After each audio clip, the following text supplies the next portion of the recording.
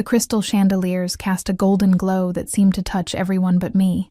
I stood in the corner of the ballroom, my back pressed against the wall as if I could somehow dissolve into the cream-colored wallpaper. The champagne in my glass had gone flat, much like my hopes for the evening. I hadn't wanted to come to this charity gala in the first place, but my roommate Liv had insisted. "You need to network, Emma," she'd said, thrusting the invitation at me. "My cousin can't go, and these tickets cost a fortune. You've been hiding since that disaster with Jason. It's been 6 months. 6 months since I'd discovered my fiancé had been leading a double life. 6 months of working double shifts at the upscale restaurant downtown to make rent after moving out of our shared apartment. 6 months of feeling invisible. And tonight I was quite literally invisible, despite the black dress I'd splurged on. Simple but elegant. Hugging what few curves I had, not a single person had approached me in the 2 hours I'd been here. Liv had disappeared with some hedge fund manager 30 minutes after arrival. I took another sip of warm champagne and winced. The ballroom of the Meridian Hotel hummed with conversation and laughter. The air thick with expensive perfume and the scent of money. Women dripped with diamonds, and men in tailored suits exchanged business cards along with practiced smiles.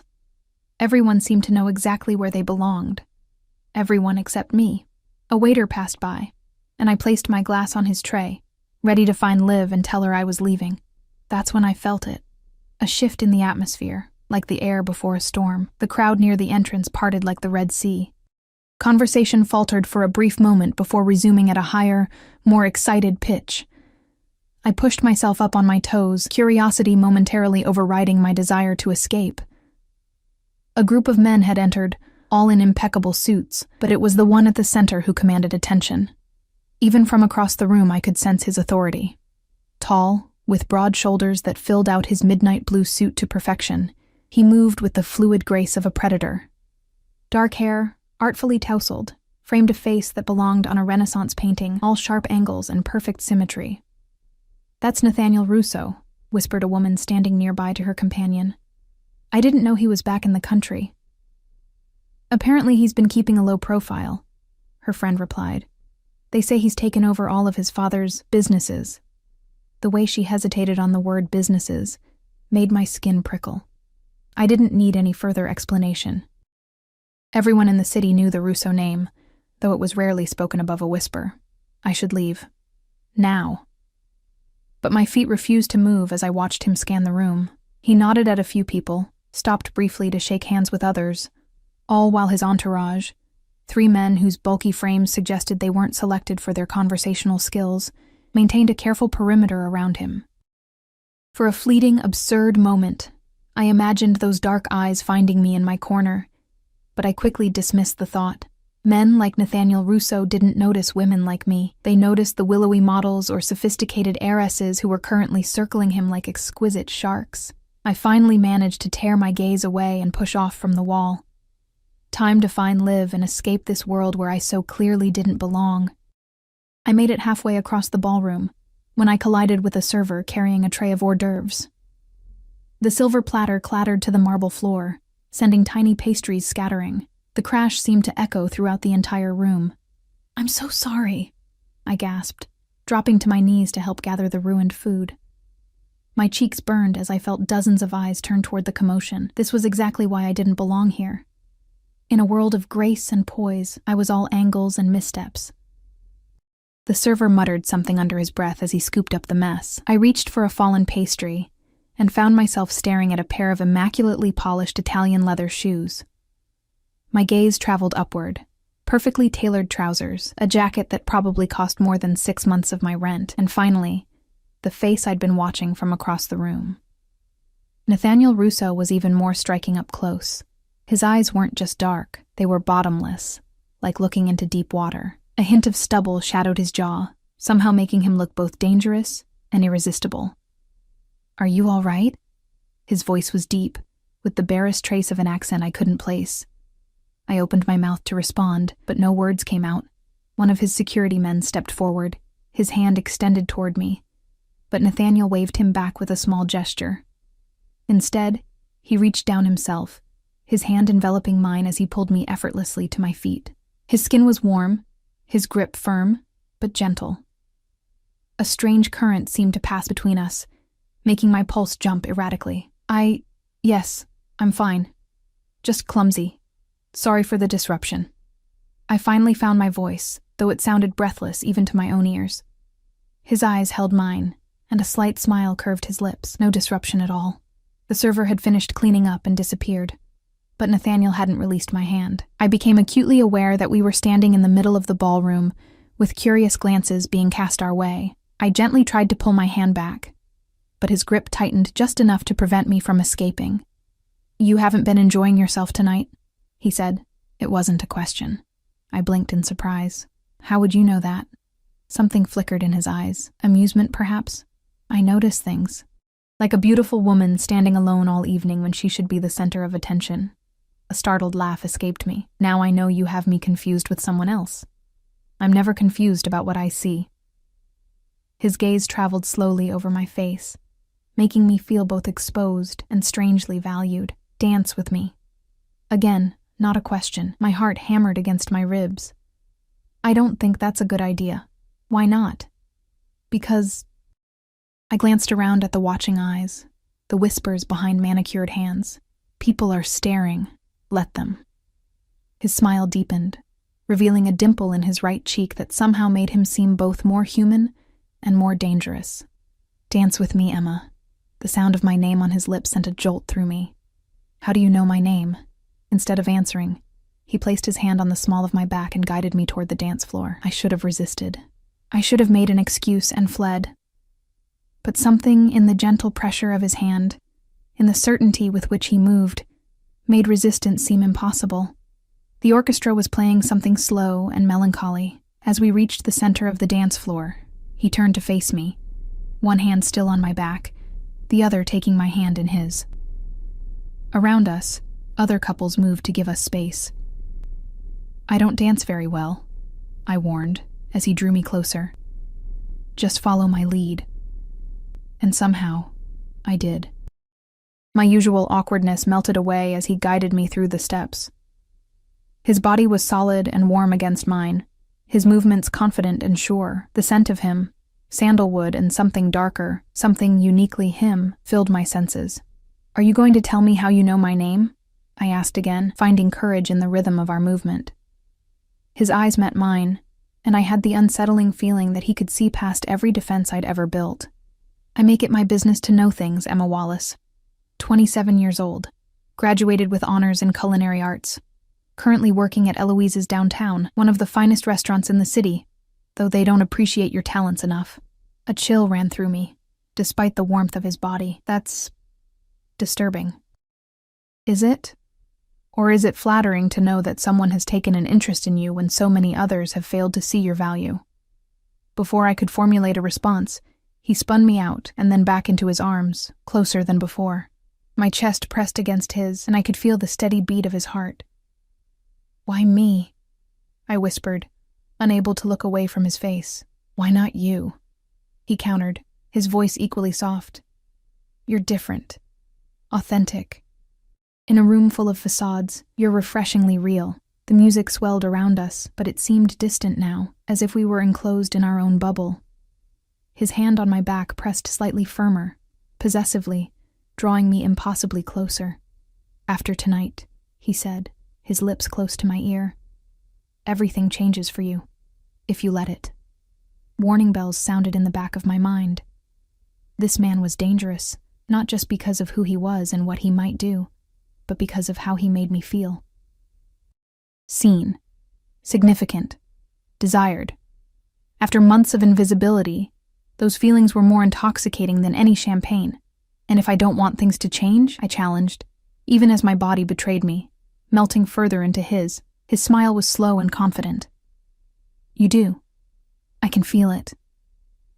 His hand slid from my back to my waist, his fingers splaying possessively. "Besides, it's already too late."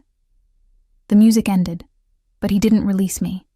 Around us, people were watching openly now, whispering behind their hands. I spotted Liv across the room, her eyes wide with shock. "I should go," I said, reality intruding on the strange spell he had cast. "Should you?"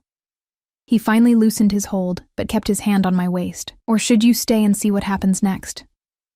I opened my mouth to make an excuse, to retreat to safety, when a man in a dark suit approached, leaning close to Nathaniel's ear. Something in Nathaniel's expression changed, hardened, before he nodded once. He turned back to me, and for a moment, I thought I glimpsed regret in his eyes. It seems business requires my attention. But this isn't over, Emma. He reached up, brushing a strand of hair from my face with surprising gentleness. I'll have someone drive you home. That's not necessary. It wasn't an offer. His tone remained soft, but there was steel beneath it. He signaled to one of his men, who stepped forward. Franco will see you safely home. And Emma? He leaned closer, his lips brushing my ear. Lock your doors tonight. I'd hate for anything to happen to you before I see you again. With that cryptic warning, he pressed something into my hand, a small, heavy card, and then he was gone, moving through the crowd with his men flanking him. I looked down at what he'd given me, a business card, heavy stock, with just a phone number embossed in gold. Liv appeared at my side, breathless with excitement and concern. Emma? What the actual hell? Do you know who that was? I nodded slowly, my fingertips tracing the embossed number on the card. Nathaniel Russo. Not just Nathaniel Russo, the Nathaniel Russo. His family practically owns half the city. They say he's... She lowered her voice. Dangerous. I looked toward the door where he had disappeared, still feeling the ghost of his touch on my skin, the warmth of his breath on my ear. I know, I whispered, clutching the card tighter. And that was exactly what terrified me. Not just who he was, but the fact that despite everything I knew about him, everything I should fear, all I wanted was to see him again. As Liv continued to barrage me with questions, my gaze drifted to where Franco stood waiting, his expression impassive but watchful. The weight of Nathaniel's parting words settled over me like a cloak. Lock your doors tonight. What exactly had I stumbled into with one clumsy misstep and a single dance? The sleek black car glided through the night-draped city streets, its tinted windows separating me from the world outside. Franco, Nathaniel's man, hadn't spoken a word since helping me into the back seat of the luxury sedan. Liv had tried to insist on coming with me, but something in Franco's expressionless face had made her back down. She'd extracted a promise that I'd call her the moment I got home. It's just up here, I said, breaking the silence as we approached my apartment building. Nothing fancy. A renovated brownstone split into units, mine being the smallest on the third floor. Franco's eyes met mine briefly in the rearview mirror, acknowledging my words with the slightest nod. As the car stopped, I expected him to simply let me out. But instead, he stepped out and opened my door, scanning the quiet street with practiced vigilance before offering me his hand. Thank you for the ride, I said, clutching my small purse where I'd tucked away Nathaniel's card. Mr. Russo asked me to see you to your door. His voice was surprisingly gentle for a man his size. I wanted to refuse, to maintain some small semblance of control over this bizarre evening, but the memory of Nathaniel's warning echoed in my mind. I nodded and led the way into the building. Franco followed me up the 3 flights of stairs, his footfalls nearly silent behind me. At my door, I turned, expecting him to leave, but he gestured for my keys. I need to check inside first. I blinked. Excuse me? Mr. Russo's instructions were clear. I need to make sure your apartment is secure before I leave. A chill ran down my spine. Why wouldn't it be secure? Franco's expression remained unchanged. It's just a precaution. Reluctantly, I handed over my keys. He entered first, moving through my small apartment with surprising efficiency, checking the bathroom, the bedroom, even opening my closet doors. Only then did he nod, apparently satisfied. Lock up behind me, he said, returning my keys. Don't open the door unless you know who's on the other side. He paused, then added, Mr. Russo will contact you soon. After he left, I triple-locked my door, my mind spinning. I leaned against the wall, trying to process the events of the evening. My phone buzzed. Liv, as promised, checking that I'd made it home. I reassured her I was fine, deflecting her questions with a promise to talk tomorrow. Alone in my apartment, I kicked off my heels and padded to the kitchen, pouring a glass of water with shaking hands. The business card sat on my counter, the gold number catching the light. What was I supposed to do with it? Call him? Wait for him to contact me? And why me? The question kept circling back. I was nobody. A line cook with dreams of my own restaurant someday, currently just trying to make ends meet after my ex had left me with nothing but debt and trust issues. Men like Nathaniel Russo didn't notice women like me, yet he had. Not just noticed, he'd sought me out, known my name, details about my life. The thought sent another shiver through me. This one not entirely from fear. I carried my water to the window and looked out at the city lights. Somewhere out there, Nathaniel Russo was going about his business, whatever that entailed. The thought should have frightened me more than it did. Sleep proved elusive that night. Every creak of the old building, every distant car horn had me sitting up in bed, heart racing. When I finally drifted off near dawn, I dreamed of dark eyes and strong hands guiding me through an endless dance. Morning came with gray light, filtering through my blinds and the incessant beeping of my alarm. For a moment, I lay there, wondering if the previous night had been some elaborate fantasy. But the business card on my nightstand, I'd moved it there before bed, confirmed that it had all been real. I showered and dressed for work, trying to push thoughts of Nathaniel from my mind. It was Friday, which meant a busy day at Eloise's. The restaurant would be packed, and Chef Bernard would be in one of his moods. No time to dwell on enigmatic encounters with dangerous men. The day passed in a blur of orders and controlled chaos in the kitchen.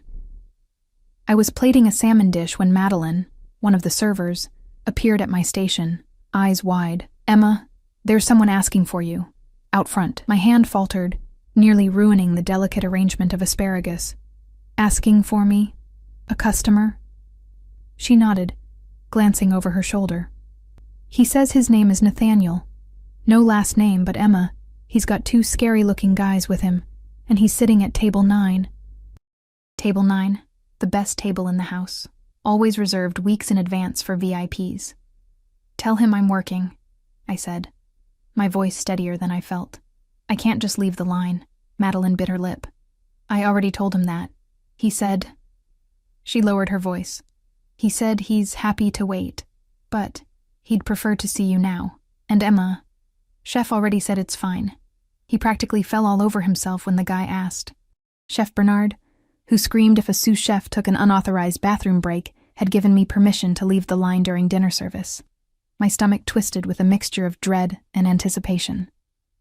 "Fine," I said, wiping my hands on my apron. "I'll be right there."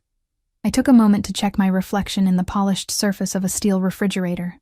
My face was flushed from the kitchen heat, my hair pulled back in a practical bun. Nothing I could do about it now. Taking a deep breath, I pushed through the swinging doors into the dining room. The restaurant hummed with conversation and the clink of silverware against fine china. My eyes found table 9 immediately. Nathaniel sat facing the door, as if he'd been waiting for me to appear. Unlike his security, positioned at a nearby table, vigilant even as they pretended to dine. He was completely at ease, one hand resting on the white tablecloth beside a glass of red wine. He wore a charcoal suit today, the crisp white of his shirt a stark contrast against his tanned skin. When he saw me, his lips curved into that same confident smile I remembered from the night before. He didn't wave or call me over. He simply watched me approach, his gaze never leaving mine. "Mr. Russo," I said when I reached his table, conscious of the curious glances from nearby diners. "Madeline said you asked for me."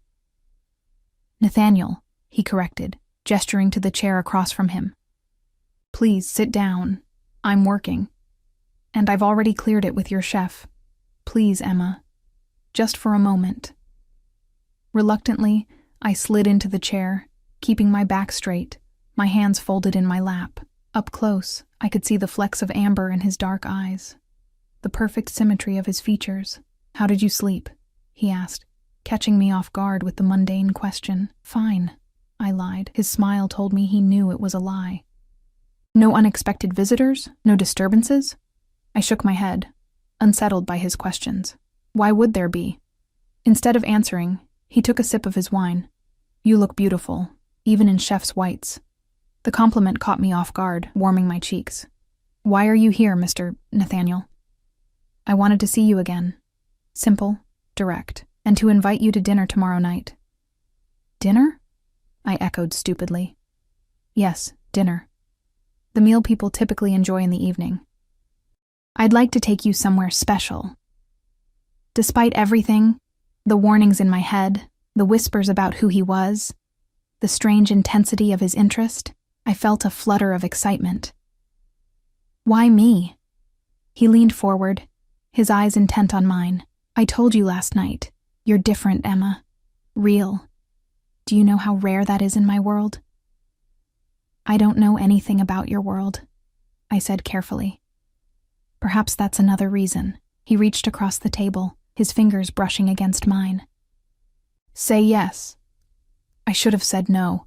Every instinct for self-preservation screamed at me to decline, to extract myself from whatever game he was playing. But his touch sent electricity sparking through my veins, and the word that left my lips was, yes. His smile deepened, revealing that dangerous dimple. Good. I'll send a car for you at 7. He slid a small package across the table. Wear this. Before I could respond, he stood. I won't keep you from your work any longer. Until tomorrow, Emma. I remained seated, stunned, as he left the restaurant, his security falling into step around him. Only when he was gone did I look down at the package, a small black box tied with a simple silver ribbon. With trembling fingers, I untied it. Inside, nestled on black velvet, lay a necklace, a delicate silver chain supporting a single teardrop diamond that caught the light in hypnotic patterns. A small card underneath read simply, "To match your eyes. N." My breath caught. The necklace was exquisite, undoubtedly expensive, and accepting it would mean something, an acknowledgement of whatever was developing between us, a step into his world. Holy shit, Madeline whispered, appearing beside me. Is that real? I closed the box quickly. I have to get back to work. The rest of my shift passed in a daze. Chef Bernard didn't scold me for my absence from the line. In fact, he seemed almost deferential when I returned. I wondered exactly what Nathaniel had said to him. By the time I got home that night, exhaustion had settled deep in my bones, but sleep remained elusive. I took out the necklace again, letting the diamond catch the lamplight. To accept such a gift from a man I barely knew, a man with Nathaniel's reputation, seemed foolish at best, dangerous at worst, yet I couldn't bring myself to put it away. My phone rang, startling me. Unknown number. My heart jumped to my throat as I answered. Hello? Did you like it? Nathaniel's voice was low, intimate in the darkness of my apartment. I clutched the phone tighter. It's beautiful, but I can't accept something like this. Why not? Because it's too much, too expensive, too meaningful for someone you just met. He chuckled softly. It's a necklace, Emma, not a proposal. And it's nowhere near the value of what I intend to give you. A shiver ran through me. What does that mean? It means I see your potential, even if you don't yet. It means I want to know you better. It means tomorrow night is just the beginning. I swallowed hard. Beginning of what? That depends on you. His voice dropped lower. Are your doors locked, Emma? The abrupt change of subject caught me off guard. Yes, but... Good. Keep them that way. There was a pause, and I heard voices in the background. I have to go. Sweet dreams, Emma. The line went dead, leaving me staring at the phone, the necklace still clutched in my other hand. What was I getting myself into? Saturday dawned bright and clear, but my mind was anything but. I spent the day alternating between anticipation and anxiety, changing my outfit a dozen times before settling on a simple black dress, different from the one I'd worn to the gala, but equally understated. At 6:30, I finally relented and fastened the diamond necklace around my throat. The stone rested just at the hollow of my collarbone, cool against my skin. At precisely 7:00, my buzzer rang. I expected Franco, but when I opened the door, Nathaniel himself stood there, a bouquet of white roses in one hand. He wore a black suit, impeccably tailored, the jacket open to reveal a charcoal shirt underneath, no tie, the top buttons undone, offering a glimpse of tanned skin. His eyes traveled slowly from my face to the necklace, then lower, taking in the dress, before returning to meet my gaze. Something like satisfaction flickered in his expression. "Perfect," he murmured, stepping forward to hand me the roses. His scent enveloped me, that same intoxicating blend of sandalwood and something uniquely him. "You're stunning, Emma." "Thank you," I managed, taking the flowers. "I didn't expect you to come yourself." He smiled, the expression transforming his face from merely handsome to breathtaking. "For you, I make exceptions to many rules." As I put the roses in water, I was acutely aware of him moving around my small apartment, taking in the modest furnishings, the collection of cookbooks, the few personal photographs. "You live alone?" he observed. Not a question. "Yes."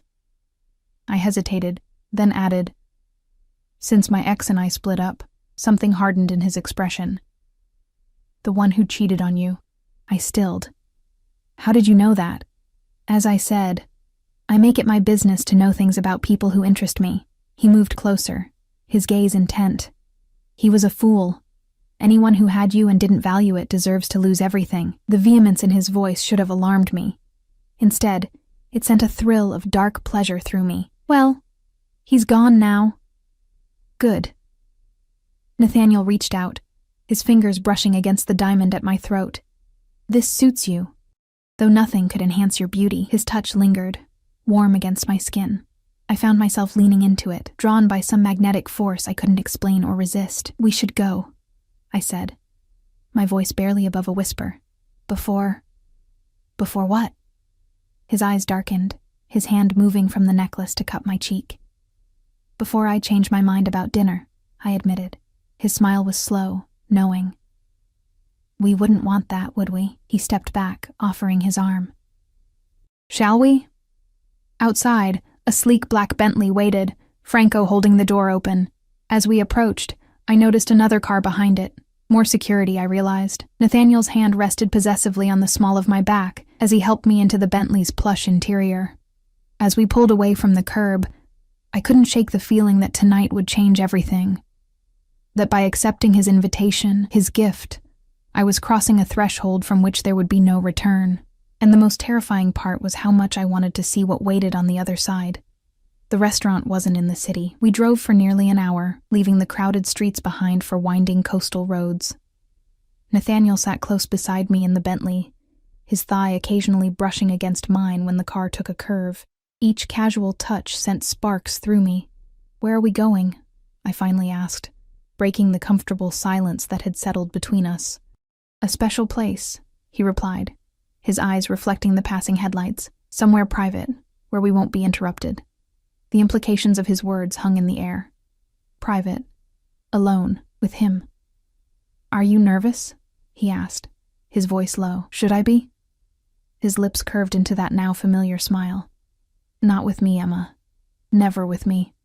Eventually, the car turned down a narrow lane bordered by ancient oak trees. Their branches formed a canopy overhead, dappling the moonlight. At the end of the drive stood a stunning cliffside villa, its white stone walls glowing against the night sky. Lights illuminated a terraced garden that appeared to spill right to the edge of the sea. "Is this yours?" I asked, unable to keep the awe from my voice as Franco opened the door for us. "One of my properties," Nathaniel said, helping me from the car. "I prefer it for special occasions." His hand returned to the small of my back, warm and possessive, as he guided me toward the entrance. The massive wooden doors swung open before we reached them, revealing a slender man in a black suit. "Good evening, Mr. Russo," he said, bowing slightly. "Everything is prepared as you requested." "Thank you, Joseph." Nathaniel's tone was cordial, but carried an unmistakable note of authority. We stepped into a soaring entryway, marble floors gleaming beneath a crystal chandelier. The villa was a perfect blend of old-world elegance and modern luxury, with arched doorways leading to glimpses of sumptuous rooms beyond. Joseph disappeared, and I realized we were now completely alone. No security visible, though I had no doubt they were nearby. "Come," Nathaniel said, taking my hand. "I want to show you something before dinner." He led me through the villa to a set of glass doors that opened onto a stone terrace. The night air was cool and salt-tinged, carrying the rhythmic sound of waves crashing against the cliffs below. The terrace had been transformed into a private dining paradise. A table set for two, surrounded by hundreds of candles and hurricane lamps that flickered in the gentle breeze. White roses, matching those he'd brought to my apartment, spilled from crystal vases. This is... Words failed me. Too much? He suggested. Watching my reaction carefully, I shook my head. Beautiful. Like something from a dream. His eyes softened as he looked at me. That's precisely what I wanted to give you tonight. A dream. He pulled out my chair, and I sat, still taking in the breathtaking setting.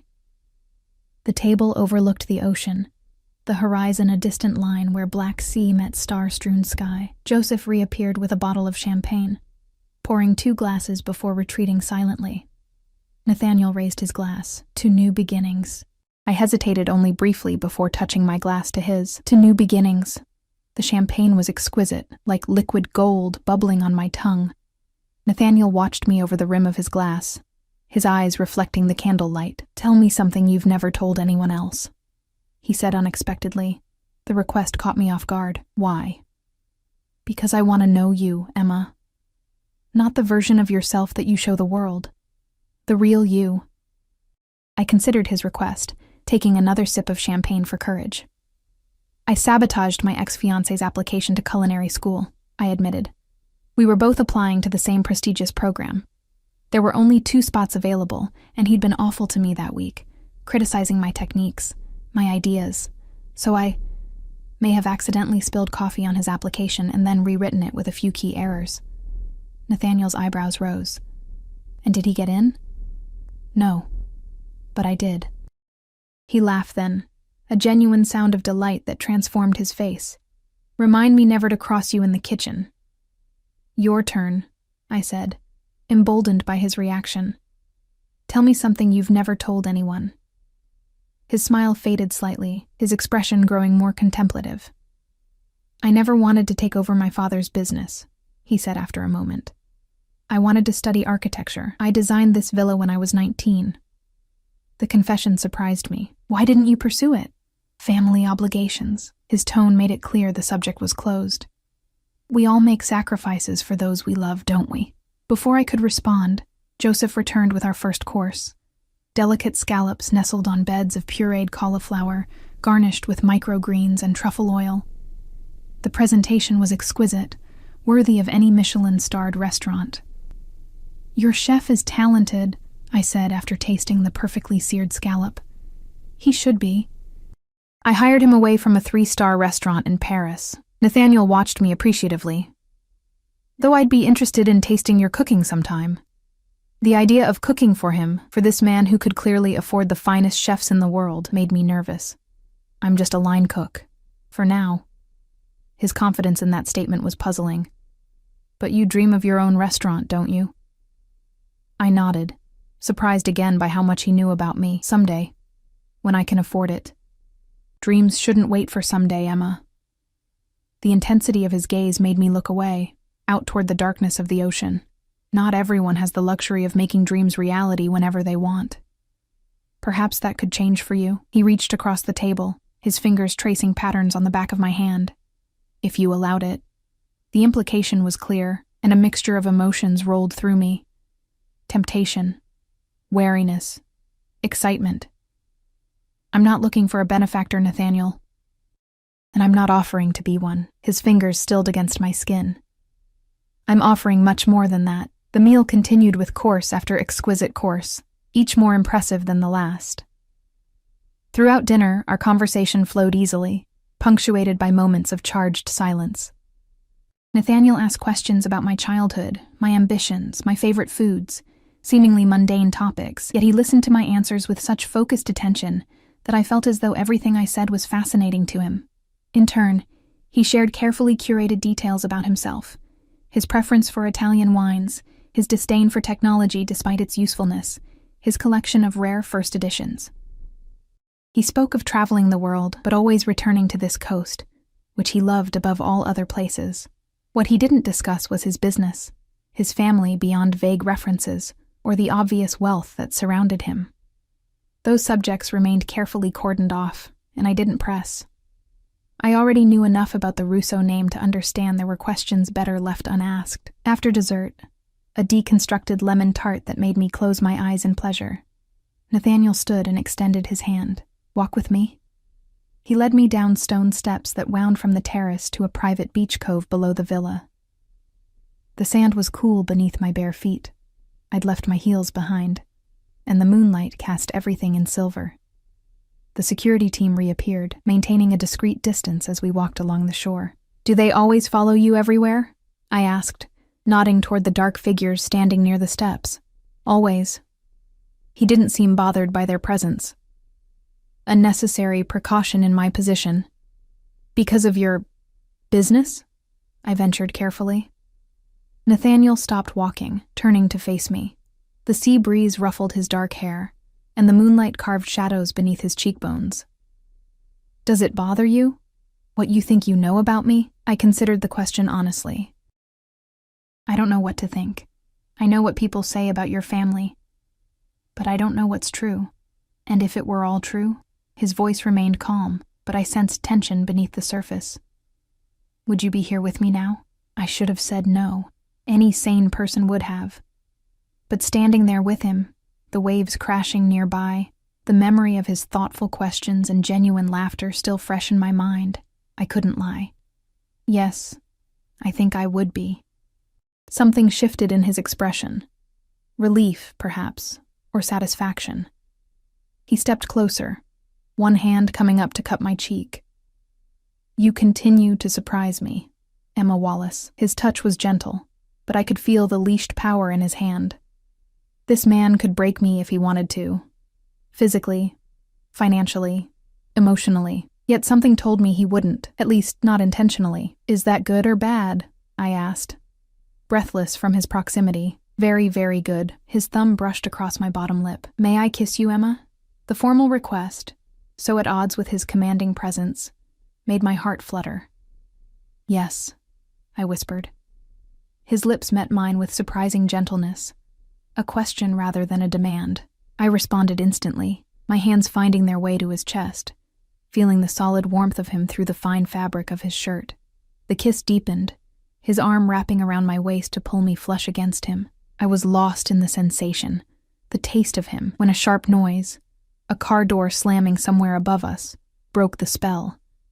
Nathaniel pulled away slightly, his breathing as uneven as my own, but his eyes immediately scanning our surroundings. One of his security men was approaching rapidly. "Sir, there's a situation that requires your attention."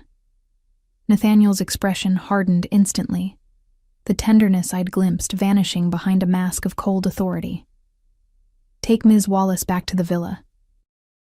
"I'll join her shortly." "Nathaniel?" I questioned, suddenly uneasy. He turned back to me, his features softening slightly. "It's nothing for you to worry about. Business that can't wait, unfortunately. Go with Franco. He'll see that you're comfortable until I return." Before I could protest, he pressed a swift, hard kiss to my lips, and then was striding away, already pulling a phone from his pocket. Franco materialized at my side, respectfully offering his arm to escort me back up the cliff path. In the villa, Joseph served me another glass of champagne in a luxurious sitting room, then discreetly withdrew. I sank into a plush sofa, my mind replaying the kiss, the abrupt interruption, the immediate change in Nathaniel's demeanor. What kind of business demanded his attention at this hour, on a Saturday night? I knew the answer, or at least I thought I did. The Russo family didn't make their fortune through legal enterprises, if even half the rumors were true. I wandered the room, champagne in hand, examining the artwork on the walls, original pieces, I was certain, by masters I recognized. On a side table sat a collection of framed photographs. Curious, I moved closer. Most showed a younger Nathaniel, with an older man who shared his strong jawline and penetrating gaze. His father, I presumed. In one, they stood on the very terrace where we'd dined tonight, arms around each other's shoulders, smiling. Another photo caught my attention. Nathaniel, perhaps in his early 20s, with his arm around a beautiful dark-haired woman. They were dressed formally, her in a stunning red gown, him in a tuxedo. The way they looked at each other spoke of intimacy, of history. An unexpected pang of jealousy shot through me. Who was she? An ex-girlfriend? Someone still in his life? My sister, Sophia. I jumped, nearly spilling my champagne. Nathaniel stood in the doorway, watching me with an unreadable expression. I'm sorry, I said quickly. I didn't mean to pry. He crossed the room to stand beside me, picking up the photograph. No need to apologize. This was taken at her engagement party, 5 years ago. A shadow crossed his face. She lives in Milan now, with her husband and their son. You miss her, I observed, hearing the wistfulness in his tone. Every day. He set the photo down carefully. She's the only family I have left. And your father? I asked softly, nodding toward the other photographs. Nathaniel's expression closed off. Passed away 3 years ago. Heart attack. He took the champagne flute from my hand, setting it aside before capturing my fingers in his. But I didn't come back to discuss my family. I came to apologize for the interruption. Is everything okay? I ventured. Your business is handled. His tone made it clear the subject was closed. And now I can focus on what's truly important tonight. His eyes traveled over me possessively. You. The intensity of his gaze made me shiver. It's getting late, I said, though I made no move to pull my hand from his. Perhaps you should have Franco drive me home. Stay. The single word hung between us, fraught with meaning. Nathaniel. Not for that, he clarified, though the heat in his eyes suggested that wasn't far from his mind. It's a long drive back to the city, and it's already past midnight. Stay here.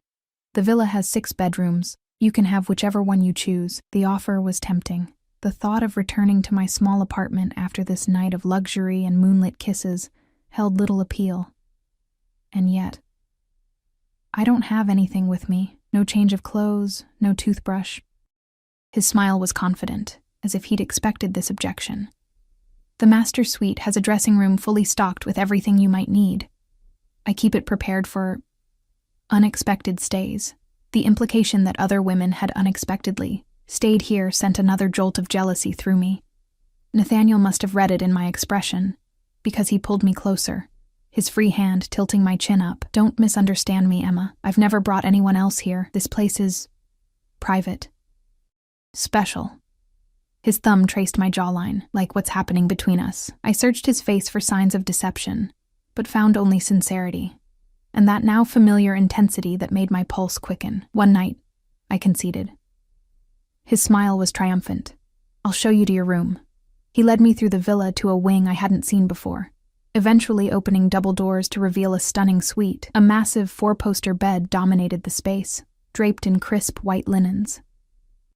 Floor-to-ceiling windows showcased the moonlit ocean, and a fireplace crackled with welcoming flames.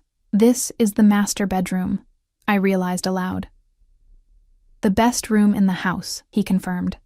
Nothing but the best for you, Emma. He showed me the adjoining dressing room, where clothing in various sizes hung in perfect order, and the marble bathroom with its sunken tub and shower large enough for several people. Everything you need should be here, he said, leaning against the doorframe as I explored the space. If not, just call for Joseph. I turned to face him, suddenly aware that we were alone in his bedroom, the massive bed just feet away. And where will you sleep? There are other bedrooms, he said, though his eyes told a different story. Unless you'd prefer I stayed. My face flushed at his directness. I think separate rooms would be best. For tonight. For tonight, he repeated, a promise in the words. He pushed off from the doorframe and approached me slowly, like a predator stalking prey. But his touch, when he reached me, was gentle, his fingers skating along my bare shoulder, up my neck to cradle my face. Sweet dreams, Emma. His kiss was brief but intense, leaving me breathless when he pulled away. At the door, he paused, looking back at me with an expression I couldn't quite decipher. Lock this behind me, he instructed, his tone suddenly serious. Don't open it for anyone but me. The second reminder about locked doors in as many days. Are you expecting trouble? Something flickered in his eyes. No. But in my world, it pays to be cautious. After he left, I did as he asked, turning the heavy lock with a decisive click. Alone in his bedroom, surrounded by luxury that spoke of unimaginable wealth, I finally allowed myself to consider exactly what I was doing. I was in the home, one of many, apparently, of Nathaniel Russo, a man whose family name was whispered with equal parts fear and respect throughout the city, a man who traveled with armed security, who received urgent business calls late at night, who spoke of caution and locked doors. A man who kissed me like I was essential to his existence, who looked at me like I was precious, who treated me with a care and attention I'd never experienced before. As I slipped between sheets that probably cost more than a month of my rent, wearing a silk nightgown I'd found in the dressing room, I knew I should be more afraid than I was. Instead, I felt an intoxicating mix of excitement and anticipation. Whatever Nathaniel Russo was, whatever dangerous world he inhabited, I was already being drawn into its orbit. And the most terrifying part was that I wanted to be there, wanted to be near him, regardless of the consequences. Sleep came surprisingly easily, the sound of distant waves lulling me into dreams of dark eyes and gentle hands and a life very different from the one I'd always known. I woke to sunlight streaming through windows I'd forgotten to close, and the distant cry of seagulls. For a moment, I lay disoriented in the massive bed, the unfamiliar luxury surrounding me.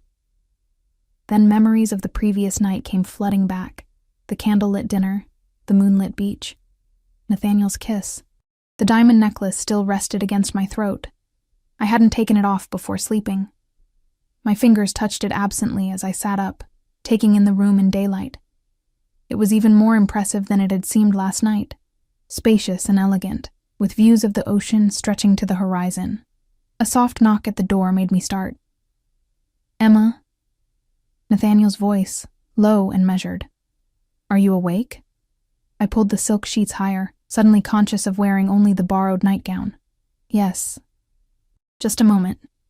In the dressing room, I found a simple white robe hanging beside the nightgowns and slipped it on before unlocking the door. Nathaniel stood in the hallway, dressed casually in dark jeans and a light blue button-down shirt with the sleeves rolled to his elbows. He looked younger somehow, less intimidating than in his suits, though no less handsome. His hair was slightly damp, as if he'd recently showered. "Good morning," he said, his eyes moving appreciatively over me in a way that made heat rise to my cheeks. "I hope you slept well." "Better than I have in months," I admitted. It was true. The bed had been like sleeping on a cloud, and for once no anxieties had plagued my dreams. "I'm glad." He held out a steaming mug. "Coffee, black with 1 sugar, right?" I took it, surprised. "How did you—" "I pay attention." His smile was warm as he leaned against the doorframe. "I've had breakfast prepared on the terrace if you're hungry, and there are clothes in the dressing room that should fit you. Take your time. I'll wait downstairs." Before I could respond, he turned and walked away, leaving me staring after him. The casual domesticity of the moment, him bringing me coffee exactly as I liked it, breakfast waiting, felt strangely intimate, as if we'd been together for years instead of having just met. I showered in the luxurious bathroom, the multiple shower heads pulsing hot water from all directions. Afterward, I found a sundress in the dressing room, pale blue linen, simple yet elegant. It fit perfectly, as did the delicate sandals I discovered nearby.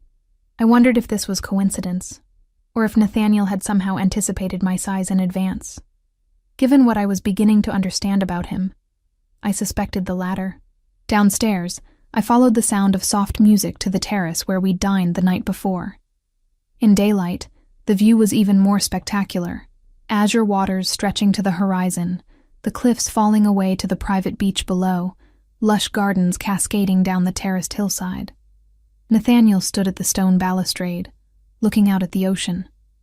He turned at the sound of my footsteps, and something in his expression as he took me in made my breath catch. Appreciation, yes, but something deeper, more possessive. "The dress suits you," he said, approaching to take my hand. He brought it to his lips, his eyes never leaving mine, "though I find myself preferring you in diamonds." His glance at the necklace I still wore made me self-conscious. I should have taken it off before sleeping. No. I like seeing it on you. His thumb traced circles on my palm. I like the idea of you wearing something I gave you while you sleep. The simple statement carried an undercurrent of possession that should have alarmed me. Instead, it sent a thrill down my spine. This man, powerful, dangerous, commanding, wanted me to wear his gift, to carry a piece of him with me even in sleep. Breakfast was laid out on a table beneath a pergola draped with wisteria. Fresh fruit, pastries still warm from the oven, eggs prepared 3 different ways, and a carafe of freshly squeezed orange juice alongside the coffee. It was a spread worthy of a luxury hotel, yet we were the only ones there to enjoy it. You must think I'm trying to impress you, Nathaniel said, noting my expression as he held my chair. Aren't you? I countered, settling into the seat.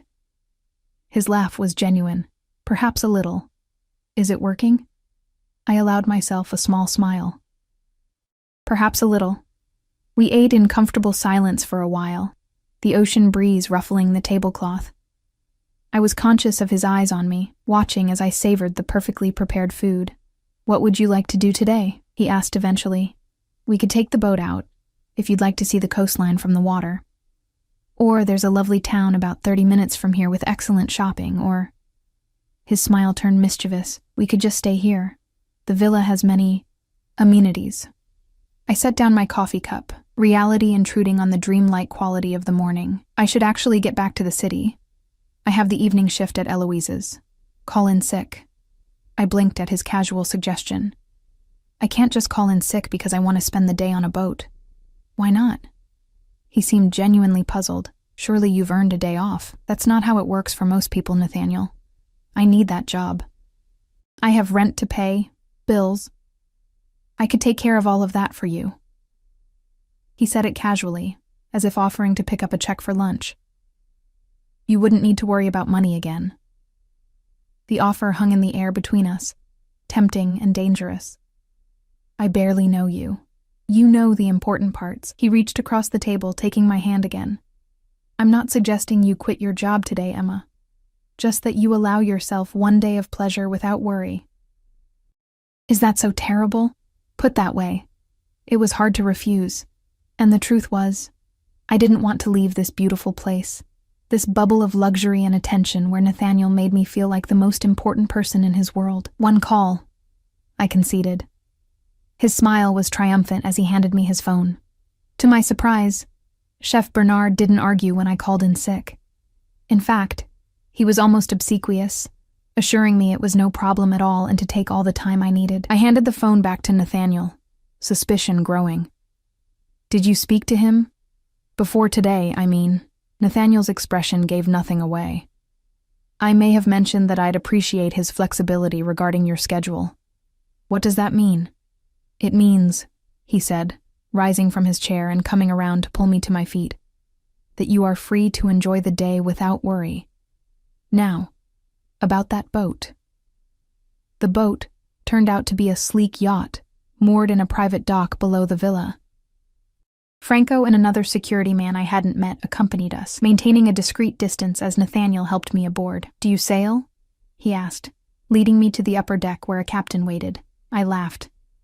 Do I look like someone who knows how to sail a yacht? You look like someone who could do anything she set her mind to. His hand rested possessively on my lower back. But today you can just relax. Antonio will handle everything. The day passed like a dream. We cruised along the coast, Nathaniel pointing out other properties he owned, secluded coves where he sometimes swam, a lighthouse he'd had restored just because he admired its architecture. He spoke of the coast with genuine love, his knowledge of its history and geography revealing a connection to this place that went beyond mere ownership. We stopped in a private cove for lunch, which was served on the deck by staff who seemed to materialize out of nowhere. Afterward, Nathaniel suggested swimming, producing a selection of swimwear from a cabinet that, like the dressing room at the villa, seemed prepared for any eventuality. Do you always keep women's swimsuits on your yacht? I teased, selecting a modest black one-piece. His eyes darkened slightly. As I told you last night, Emma, I've never brought anyone else here. This is new for me, too. The simple admission, delivered with unexpected vulnerability, caught me off guard. I retreated to a cabin to change, my mind spinning with implications. If he was telling the truth, and something in his expression made me believe he was, then whatever was happening between us was as unusual for him as it was for me. Swimming in the crystal-clear water, the sun warm on my skin, Nathaniel's strong arms occasionally brushing against mine as we floated together, I felt myself falling deeper under his spell. He was attentive, intelligent, genuinely interested in my thoughts and dreams. When I spoke of my ambition to own my own restaurant someday, he asked insightful questions about my vision, my preferred cuisine, how I would design the space. "You could do it now, you know," he said, as we lounged on the yacht's deck afterward, the sun beginning its descent toward the horizon. "Open your own place. There's a location in the West District that would be perfect. A former bistro with an excellent kitchen already installed. It's been vacant for months." I sat up, pushing my damp hair from my face. "How do you know about that?" "I own the building." He said it casually, his eyes half closed against the sun. "You own half the city," I muttered. He chuckled. "Not quite half. A significant portion, though." He reached out, his fingers tracing a drop of water down my arm. "The space could be yours. Renovated however you like, ready to open within a month." The offer was so tempting that for a moment I couldn't breathe. My own restaurant. My dream, suddenly within reach. But reality quickly reasserted itself. I can't afford to lease a space in the West District, let alone renovate and staff a restaurant. "I'm not talking about you leasing it." His eyes opened fully now, focused on mine with that intense gaze that seemed to see right through me. "I'm talking about giving it to you." I stared at him. "Why would you do that?" "Because I can." He sat up, moving closer until his face was inches from mine. "Because I want to see you succeed. Because you have extraordinary talent that's being wasted at Eloise's." His hand came up to cup my cheek. "Because I want to see you smile the way you're smiling right now at the mere thought of it." My heart raced. No one had ever believed in me like this. Offered me something so perfectly aligned with my dreams. It was overwhelming and suspicious. "What would you want in return?" I asked, my voice barely above a whisper. His thumb brushed over my bottom lip. "Just you, Emma. Your time, your attention, your trust." "My trust," I repeated, searching his face. "That's a lot to ask from someone in your position." Understanding flickered in his eyes. He knew exactly what I was asking. "I would never hurt you, Emma. Never betray your trust. What I do, who I am, that part of my life would never touch you. Can you really promise that?" Instead of answering, he leaned forward and kissed me. Unlike our first kiss on the beach, this one held nothing back. His lips claimed mine with passionate intensity, his hand sliding into my hair to hold me in place as his mouth moved over mine. I responded with equal fervor, my arms wrapping around his neck, my body arching toward his. When he finally pulled away, we were both breathing hard. "I can promise to protect you," he said, his voice rough with desire. "With everything I have, with my life if necessary." The vehemence in his voice should have frightened me. Instead, it sent a thrill of dark pleasure through me. This powerful, dangerous man was offering me not just material things, a restaurant, financial security, but his protection, his focus, his devotion. Was that what I saw in his eyes? "I don't need your protection," I said, trying to maintain some semblance of independence despite the way my body still hummed from his kiss. His smile held no humor. "Everyone needs protection in this world, Emma. You just haven't realized it yet." We returned to the villa as the sun was setting, casting golden light across the cliffs. Despite my protests that I needed to return to the city for work the next day, Nathaniel convinced me to stay for dinner. "One more meal," he'd said, his fingers entwined with mine. "Then I'll have you driven back tonight if that's what you truly want." I agreed, telling myself it was the promise of another exquisite meal rather than the reluctance to leave his side that swayed me. While I showered and changed into a simple black dress I found in the seemingly endless dressing room, Nathaniel took a business call. I could hear the low murmur of his voice from the bedroom, his tone different from when he spoke to me. Harder, more commanding, a reminder of who he really was outside this romantic bubble we'd created. Dinner was served in a different location this time, a more intimate setting in a glass-walled room that jutted out over the cliff edge, giving the impression of dining suspended above the sea. Candles again. Soft music. White roses. Nathaniel waiting for me with that now familiar look of appreciation and hunger. The conversation flowed as easily as the wine, but there was an undercurrent of tension between us now, a sense of decisions pending. I hadn't given him an answer about the restaurant, and he hadn't pressed, but the offer hung between us, tantalizing and complicated. "Come back to the city with me tonight," I said impulsively as dessert was served. "See my world for a change." Surprise flickered across his face. "Your apartment?" I nodded. "It's small and nothing special, but it's mine. I want you to see it. Really see it. Not just the quick impression you got yesterday." He considered this, his head tilting slightly. "You want me to understand where you come from?" "Yes." I reached across the table, taking his hand in a reversal of our usual dynamic. "If whatever this is between us is going to continue, you should know me. The real me, not just who I am when surrounded by all this." I gestured at the luxury enveloping us. Something softened in his expression. "I'd like that."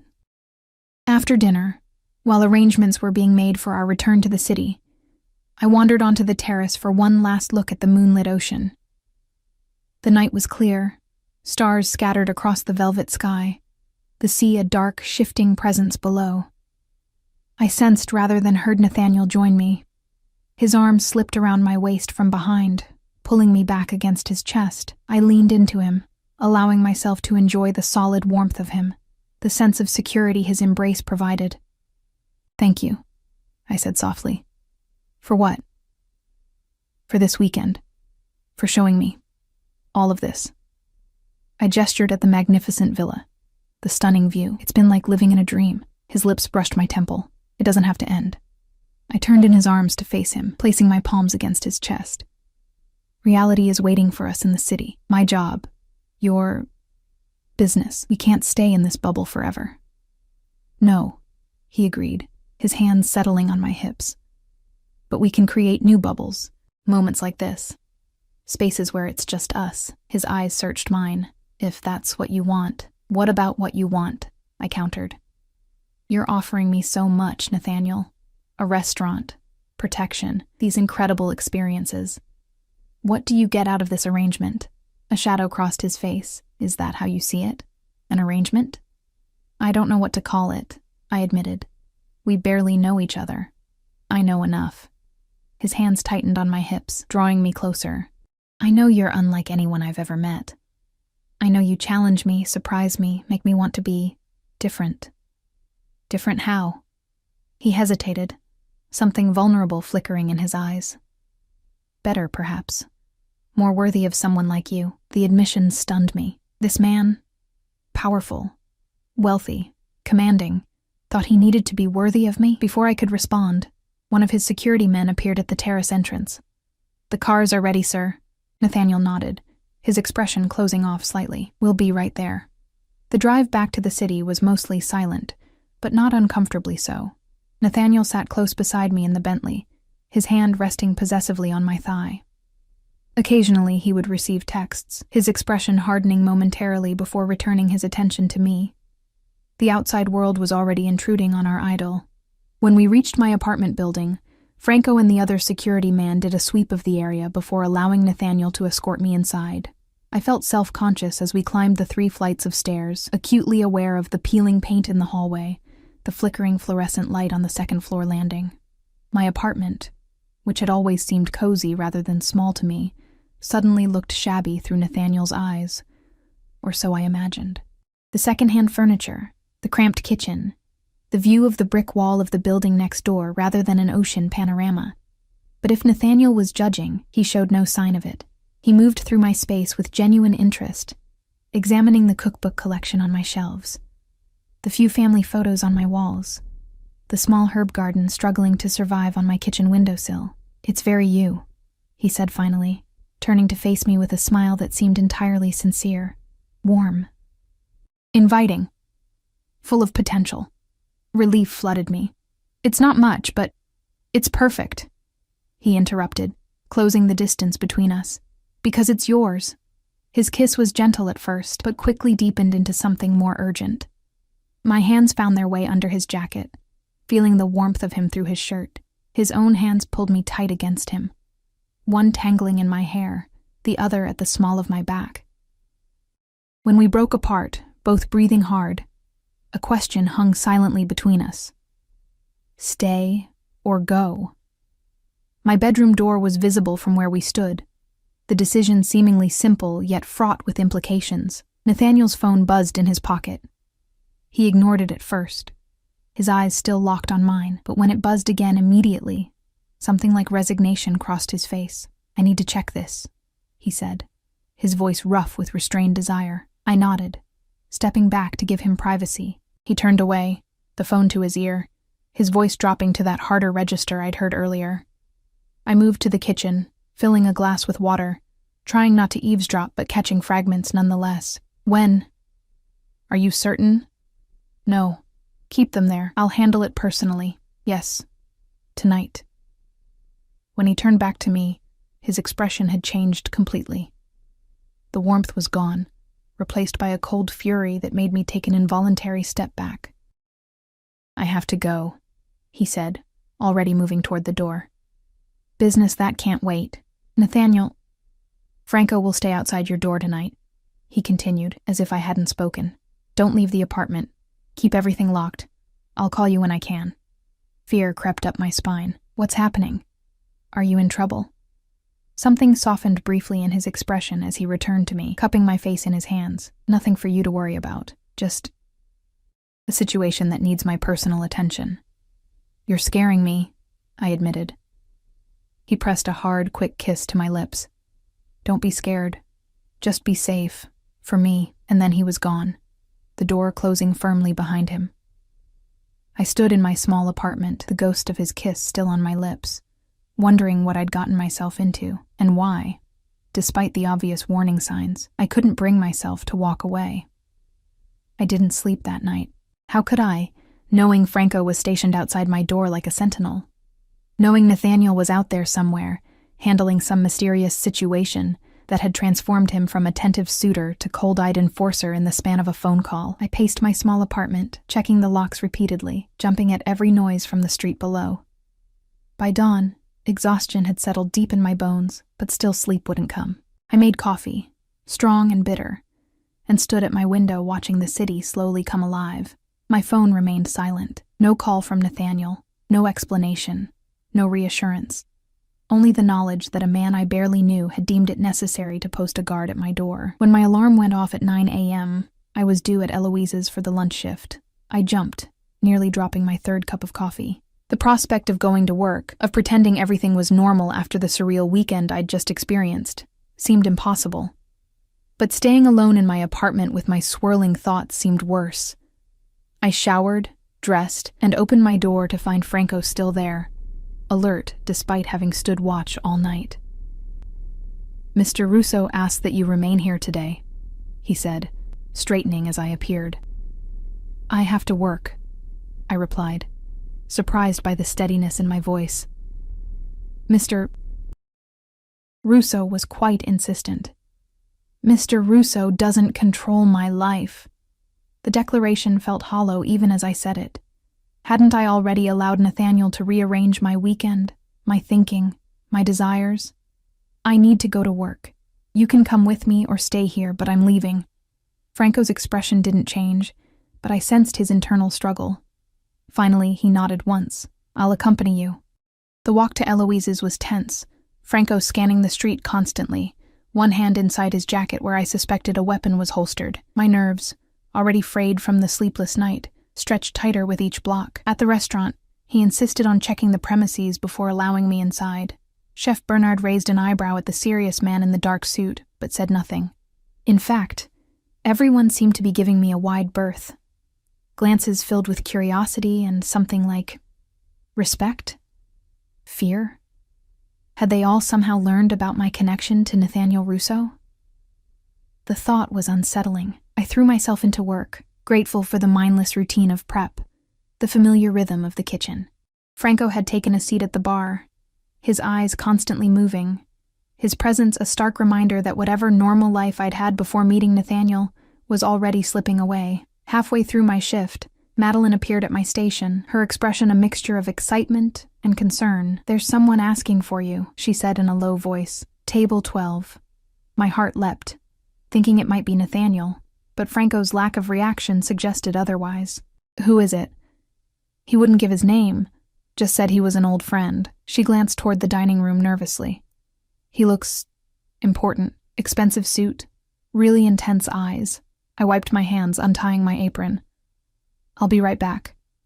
Franco stood as I emerged from the kitchen, but I waved him back. "I'm just checking on a table. I'll be visible the whole time."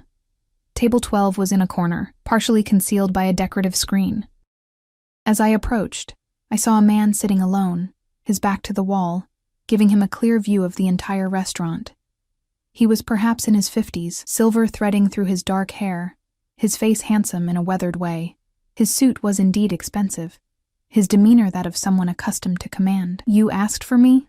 I said, stopping a cautious distance from the table. He looked up, and something in his gaze, calculating, assessing, reminded me jarringly of Nathaniel. "Ms. Wallace, please join me." "Do I know you?" His smile didn't reach his eyes. "No, but I know quite a bit about you. I'm Vincent Caruso." The name meant nothing to me, but something in his tone suggested I should recognize it. I remained standing. "What do you want?" "To talk about Nathaniel Russo." He gestured to the empty chair across from him. "Please, this concerns your safety." At the mention of Nathaniel, I glanced toward Franco, who was watching us intently from the bar. He hadn't intervened, which meant either he didn't recognize this man as a threat, or he hadn't noticed who I was speaking with. Reluctantly, I sat. "What about Nathaniel?" Vincent leaned forward slightly. "You've become quite close to him in a very short time." "That's none of your business," I said, making to stand again. "Did you know," he continued as if I hadn't spoken, "that the last woman Nathaniel showed interest in ended up disappearing, vanished without a trace?" Ice spread through my veins. "You're lying." "Am I?" He removed a phone from his pocket, sliding it across the table. On the screen was a photo of a beautiful blonde woman, smiling at the camera. Valerie Klein. She was seeing Nathaniel for about 3 months. Then she started asking questions about his business, about certain inconsistencies she'd noticed. She disappeared 2 days later. I pushed the phone back toward him, my hand trembling slightly. "Why are you telling me this?" "Because Nathaniel Russo is not who you think he is." Vincent's voice dropped lower. "He's dangerous, Ms. Wallace, not just because of his business dealings, but because of what he's become. His father was ruthless but fair. Nathaniel," he shook his head, "he's unpredictable, volatile, and he's developed an unhealthy obsession with you." "How do you know anything about me?" I demanded, fear giving way to anger. "My business interests occasionally overlap with the Russo families.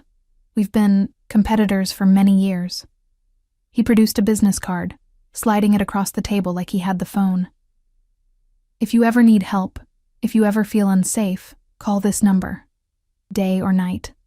Before I could respond, I sensed movement beside the table. Franco had appeared, his expression hard as he stared down at Vincent. "Mr. Caruso," he said, his tone flat. Mr. Russo would consider this conversation unwelcome.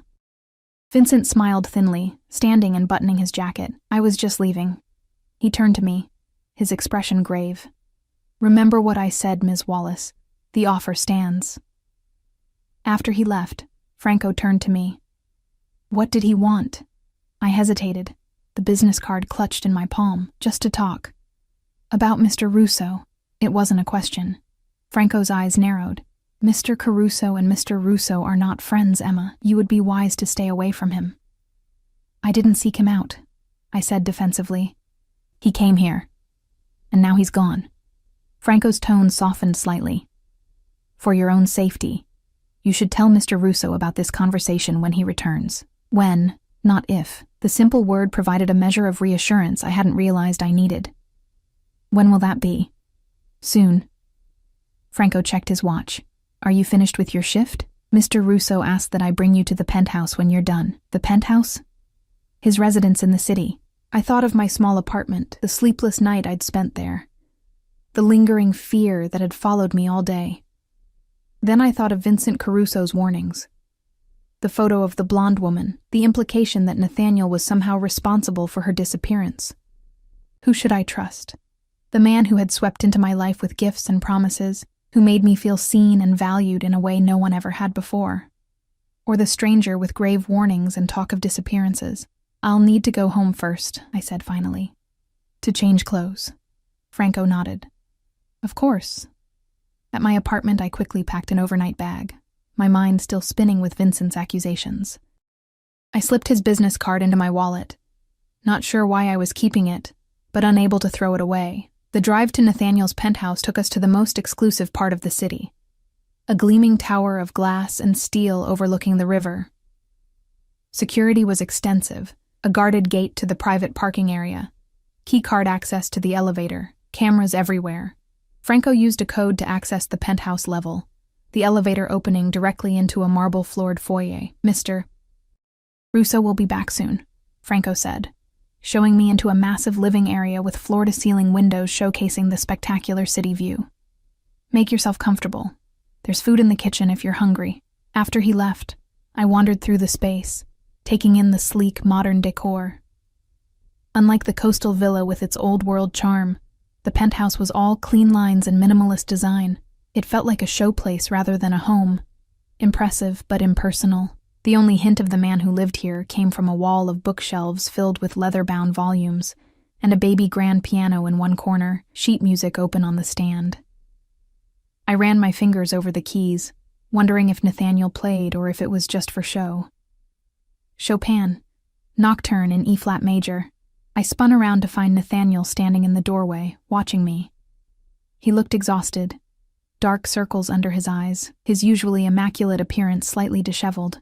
Still handsome, still commanding, but visibly worn. "You play?" I asked, my heart racing at the sight of him. "When I need to think."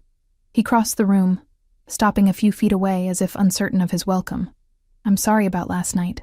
"You left without explanation," I said, trying to keep the hurt from my voice. "You put a guard at my door and disappeared. I had no choice." He ran a hand through his hair, a gesture I hadn't seen before, a crack in his usually perfect composure. "There was a situation that required my immediate attention. A dangerous situation." His expression tightened. "Yes. Dangerous enough that you thought I needed protection." I took a step toward him. "Nathaniel, what's going on? Who are you afraid of?" Something flickered in his eyes, surprise perhaps, that I'd read the situation so accurately. "It's complicated. Try me," I challenged. "I met someone today. Vincent Caruso." The change in Nathaniel was instantaneous and chilling, his entire body tensed, his expression hardening into something I barely recognized. "What did he want?" "To warn me about you," I said honestly. "He told me a woman you were seeing disappeared. Valerie Klein." Nathaniel's laugh was bitter. "Of course he did. And did he mention that Valerie Klein was working for him? That she was planted in my organization to gather information? That she's very much alive and living quite comfortably on his payroll in Monaco?" I stared at him, uncertain what to believe. "He said you were dangerous, unstable. And what do you think?" Nathaniel closed the distance between us, his eyes searching mine. "Am I dangerous, Emma?" I thought of the security men who followed him everywhere, the urgent phone call that had transformed him, the way people deferred to him with a mixture of respect and fear. "Yes," I admitted, "I think you are." Something like pain crossed his features. "To my enemies, perhaps. Never to you." "Why not? What makes me different? You've known me less than a week, and yet I feel like I've been waiting for you my entire life." The simple declaration, spoken with such raw honesty, stole my breath. His hands came up to cup my face. "From the moment I saw you at that gala, standing alone in that corner, I knew you were different. Special." "You make it sound like fate," I whispered. "Maybe it was." His thumb traced my cheekbone. "I'm not a good man, Emma. My hands aren't clean. My business isn't legitimate. The power I wield has been built on choices many would find unforgivable." I should have pulled away. His confession, spoken so plainly, should have sent me running. Instead, I found myself leaning into his touch. Vincent Caruso is my father's oldest enemy, Nathaniel continued. Their feud goes back decades. When my father died, Caruso thought I'd be easier to manipulate, to intimidate. When that failed, he resorted to more direct methods, like sending someone to spy on you, among other things. His jaw tightened. Last night, one of his men was caught trying to access sensitive information.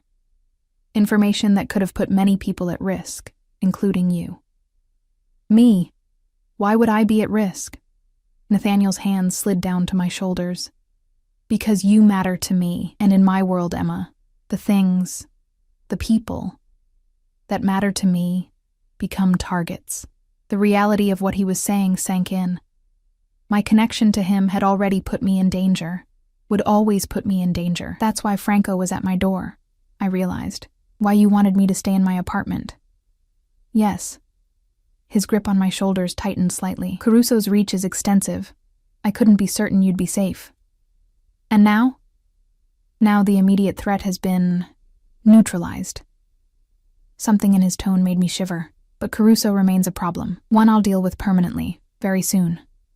The implication was clear, and for the first time, I truly understood who Nathaniel Russo was, what he was capable of, what he had likely already done. I should go, I said, stepping back from his touch. This is too much, too fast. Pain flashed across his face, quickly masked. Of course, I understand, but as I turned to leave, to find my bag and call a taxi, a new thought struck me. Would I ever be truly safe now? I'd been seen with Nathaniel, danced with him, spent a weekend at his villa.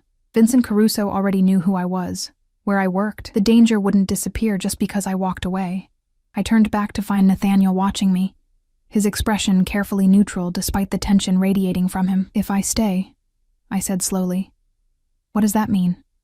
For us. Hope sparked in his eyes. Whatever you want it to mean. I told you before. I'm offering you everything, Emma. Not just material things, but myself. All of me. Even the parts that frighten me. He approached cautiously, as if afraid I might bolt. I will never let you see the darkest parts. I promise you that. They will never touch your life. Can you really keep that promise? I challenged. You just said being connected to you makes me a target, which is why I'll protect you with everything I have. He reached for my hand, his grip gentle but secure. I can give you a life most people only dream of, Emma. Safety, luxury, your own restaurant, anything you desire. All I ask in return is your trust, your loyalty. And if I wanted more, the question surprised even me. What if I wanted all of you, Nathaniel? Not just the charming man who brings me coffee in the morning or takes me sailing, but the man who makes those midnight business calls, the man who neutralizes threats. Something dangerous and thrilling flickered in his eyes. You don't know what you're asking for. Maybe not, I admitted, but I'm not naive. I know who you are, what your family does, and I'm still here. He studied me for a long moment, as if seeing me anew. Then, decision made, he pulled me against him, his kiss desperate and claiming. I responded with equal fervor, my arms winding around his neck, my body molding to his. When we broke apart, both breathless, he pressed his forehead to mine. Stay with me tonight, he whispered. Let me show you what you mean to me. I knew I was standing at a crossroads. One path led back to my old life, safe, predictable, ordinary. The other led into Nathaniel's world of luxury and danger, power and passion. There would be no going back once I chose. Yes, I said, the decision suddenly, startlingly clear. I'll stay. The night that followed was a revelation. Nathaniel led me to his bedroom, a space as minimalist as the rest of the penthouse, but warmer somehow, with deep blues and grays creating a cocoon of luxury. His touch was both reverent and possessive as he undressed me, his eyes drinking in every inch of skin revealed. Beautiful, he murmured, the diamond necklace still at my throat, catching the light as he laid me on his bed. Perfect. What followed was a claiming, a seduction, a promise sealed in the most primal way. Nathaniel was as commanding in this as he was in all things, yet attentive to every response, every gasp and shudder. When we finally lay spent in each other's arms, the city lights twinkling beyond the windows, I felt marked by him in ways both visible and invisible. "I love you," he whispered against my hair, the confession startling in its simplicity. "I think I've loved you from the moment I saw you." In the rational part of my mind, I knew it was too soon for such declarations. We'd known each other less than a week. And yet, something about it rang true, this connection that had formed so quickly, so intensely between us. "I think I might love you too," I admitted, my voice soft in the darkness. As crazy as that sounds, his arms tightened around me. Not crazy, fated. We fell asleep, tangled together, and for the first time since meeting him, I slept deeply, dreamlessly, with no fear or uncertainty to plague me. Morning brought sunlight streaming through the floor-to-ceiling windows, and Nathaniel's warm body still wrapped around mine. I studied his sleeping face, younger in repose, the hard edges softened, the perpetual vigilance temporarily set aside. I slipped from the bed carefully, wrapping myself in his discarded shirt, and padded to the kitchen to make coffee.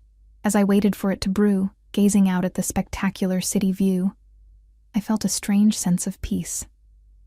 Whatever came next, whatever complications awaited us, I knew I had made my choice. Nathaniel found me there, coming up behind me to wrap his arms around my waist, his lips finding the sensitive spot below my ear. "Good morning," he murmured. "Sleep well?" I leaned back against his chest. "Better than I have in years." "Good." He turned me to face him, his expression serious despite the intimacy of the moment. "We need to talk about what happens next."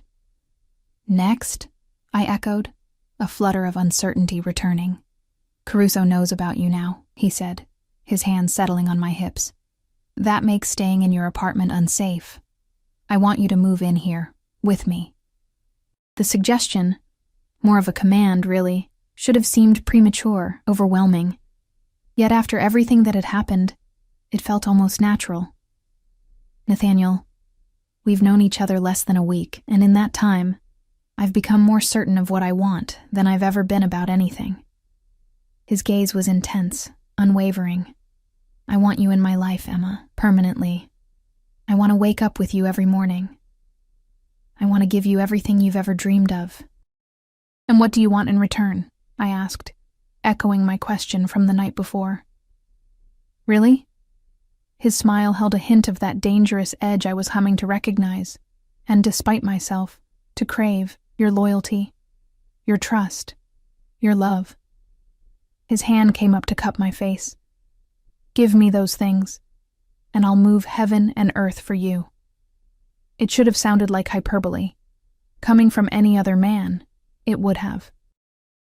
But from Nathaniel Russo, with his empire built on power and fear, his resources seemingly limitless, it felt like a promise he could actually keep. "Okay," I said simply. Surprise flickered across his face. "Okay? I'll move in with you, on one condition." I placed my palm against his chest, feeling his heart beat steady and strong beneath my hand. "No secrets between us. If I'm going to be part of your life, all of it, then I need to know what I'm getting into." He studied me for a long moment, as if measuring my resolve. "Some things might be better for you not to know, Emma. That's not how this works," I insisted. "I'm not asking to be involved in your business, but I won't be kept in the dark either. Not about anything that could affect us, our safety, our future." Something like admiration glinted in his eyes. "You continue to surprise me." He took my hand, pressing a kiss to my palm. "No secrets, I promise." And in that moment, standing in his kitchen wrapped in his shirt, the diamond he'd given me still at my throat, I believed him. Whatever darkness lurked in Nathaniel Russo's world, whatever dangers we might face, we would face them together. "Now," he said, his expression lightening as he pulled me closer. "About that restaurant in the West District. 6 months later. Are you ready?" Nathaniel asked, his hand warm at the small of my back as we stood outside the sleek glass doors. The sign above them read simply, "Emma's, in elegant script. I took a deep breath, smoothing the front of my chef's jacket. As I'll ever be. He turned me to face him, pride evident in his eyes. You've created something extraordinary here. Everyone is going to love it. I hope so. I glanced over his shoulder at the crowd gathering on the sidewalk. Food critics, local celebrities, influential bloggers, all waiting for the grand opening of the city's newest upscale restaurant. My restaurant. True to his word, Nathaniel had given me the building in the West District, along with a generous budget for renovations and staffing. But everything else, the menu, the decor, the concept, had been mine alone. He'd been supportive but never interfering, offering suggestions only when asked, connections only when needed. The last 6 months had been a whirlwind of activity and change. Moving into Nathaniel's penthouse, planning the restaurant, slowly learning more about his world and his business. There had been challenges. Vincent Caruso had made one more attempt to warn me before mysteriously deciding to retire to Italy, his business interests in the city rapidly diminishing. I never asked Nathaniel directly what had happened, and he never volunteered the information. Some secrets I had learned were better kept. Our relationship had deepened in ways I hadn't thought possible in such a short time. Nathaniel remained possessive, protective, sometimes controlling, but always devoted. The diamond necklace he'd first given me had been joined by other gifts. A ring with a stone that made the necklace look modest by comparison, a key to a house on the coast near his villa, a trust fund in my name that ensured I would never want for anything again. But more precious than any material gift was the way he had opened his life to me, introducing me to his sister Sophia and her family, sharing stories of his childhood, even allowing me glimpses of the business that had made his family powerful. He kept his promise. No secrets between us, even when the truth was difficult or dangerous.